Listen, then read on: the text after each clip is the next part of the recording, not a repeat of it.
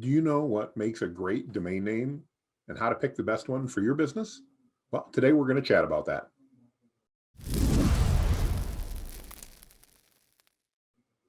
Hi, I'm Jonathan with Valor Circle, and today I want to talk about one of the most common questions that comes up as we're doing digital marketing or creating a website for a client. And that's, how do I pick a great domain name, and what are some of the things I should be looking for when I pick that domain name? Well, it's a great question. And I'm going to give you some guidance today on my recommendations on how to do just that. First, it's important to understand that virtually every 5 and 6 letter domain name that you may want to find online is probably already registered. That means that you either need to come up with some unique acronym for your business in most cases, or you need to find some sort of domain name that reflects what you do that's easy to remember. Well, there's a couple do's and don'ts related to this. The first do is try to think of a domain name that's easy to remember when you only get to see it for maybe half a second or so. Imagine, if you would, that you're driving down the highway and you're seeing a billboard, and the only thing on that billboard is a domain name. Make that easy to remember. For example, if you're in the trash hauling business, instead of coming up with a short 4 to 6 letter domain name that reflects your initials or something like that, focus on something like VIPtrashservice.com. Why? VIP Trash Service is a lot easier to remember than VIPTRSH, which could be 6 letters, but hard to remember. So pick something that's memorable. The second tip I want to give you is pick a domain name where you can get the .com extension. As you know, there's a lot of different endings that we can get for our domain names, like .com and .net and .org, and hosts of others, including things like .expert. But I'm going to recommend that you find a domain name that ends in .com. I know they're harder to find and there's fewer out there, but by default, when people hear a domain name, in this case, VIP Trash Service, they're not going to think to put VIPtrashservice.net. They're going to put in VIPtrashservice.com. That's the default that everybody goes to. And the last thing you want to do is pick a domain name where a competitor of yours has the .com, but you can get a .net or .org or something like that. My third recommendation is don't add hyphens.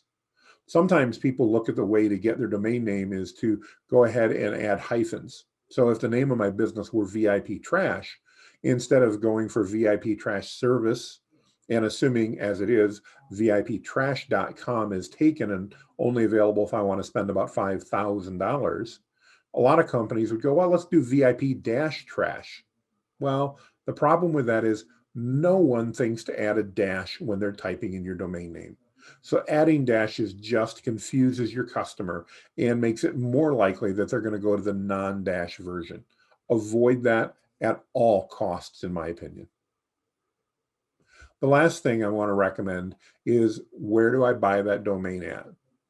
My answer may surprise you, but I don't particularly care where, other than that I want to make sure you buy it from a domain name reseller that has been around for many years and will likely be around for many, many years.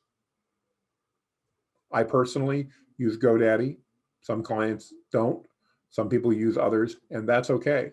Network Solutions is another great choice, and I'm sure there are many, many others.